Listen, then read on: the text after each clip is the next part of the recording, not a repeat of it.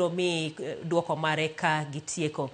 Jago moro ma jahigni 35 omii kum mar tho e jela bang' yude gi ketho mar nego nyathi ma jahigni 7 e dwe mar 5 higa mokalo e kaunti ma Nyeri. Doho ogolo kum ma kamano ne Nicholas Julius Macharia bang' yude gi ketho mar nego nyathino ma nyinge Baby Tamara. Jang'ad bura Justice Kizito Magare mar doho mar Nyeri ema ogolo ng'eto no kolero ni neno mane opedhi e nyim doho nolero ni jagono ne obambo nyathino, nege kaeto iko ringre e bur mathany e bwo otandane. Kum mar deye owinjore keti e tim e ndalo 30 kaponi okomako appeal.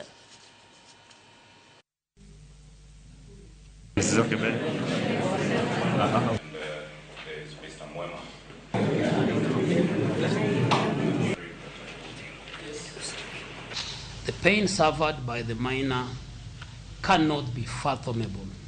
It is beyond human understanding. Describing the convict as a beast will be an understatement. He is unable to discern any role played by the devil.